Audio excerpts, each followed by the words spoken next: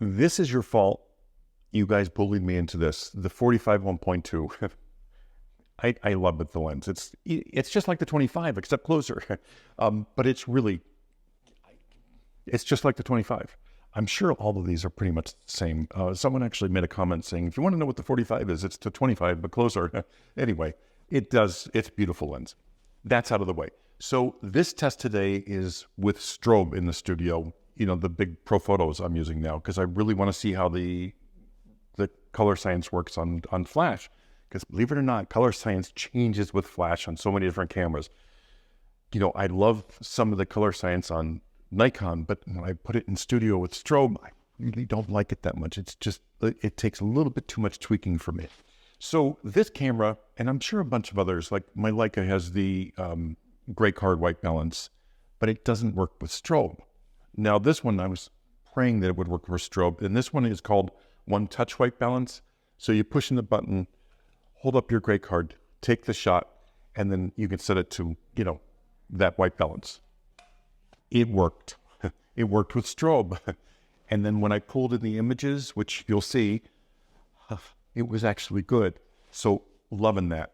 But let's get into the shoot so you can see what this camera can do with strobe. I set this camera to ISO 200, shooting it at 2/50th of a second. And I want to see what the f-stop is here. I apologize. I was at f2.2. And then I just turned the strobe down quite a bit because, let's get to the shoot, see how we did. So this is me doing that one click white balance or whatever it's called. It works with flash. I'm presuming it worked with flash because it did work and it did set the white balance and it was good. For this shoot, you can see it up in the top right corner. I'm just using one flash through the scrim. That's it. Nothing special at all. And I'm using probably 80% flash, 20% natural light. Again, I want that mixed light. I want to see what the camera can do as far as color balance. There are shifts in color balance when you use flash versus natural light. And some cameras handle it better than others. And this one's doing a really good job. I got a little shift to yellow and a little shift to red in the shadows, but nothing major. And I didn't tweak it. I just left them the way they are.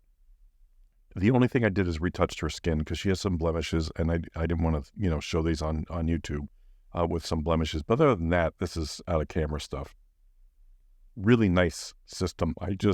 I can't get over how much I'm loving this.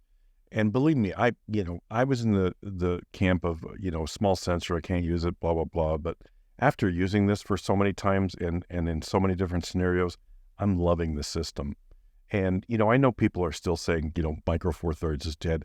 I think micro four thirds is actually coming into play more than ever now. There's so many companies that are 100% online. This is all you need. It's a lightweight system. The lenses are incredible. It's perfect for online advertising, online imaging. It just works. Now, believe me, I'm not saying we don't need larger megapixel sensors. I do for my commercial clients that still do print work and whatever else they use them for. But man, for a lot of the businesses that I work for, this is perfect for it. Absolutely, positively, it will get the job done, and it gets it done with ease for me, as the photographer. So that's why I'm loving this system so much. So yeah, I'm thinking the micro four thirds is going the opposite direction of what everybody is complaining about. I think it's going to come into its own more and more. Panasonic just put out 2 new micro four thirds cameras. I think they have an idea of what they're doing. And I think OM Systems is going to keep building on this. So I'm really excited for the future on this. Anyway, thanks for watching. If you have any questions, leave them below.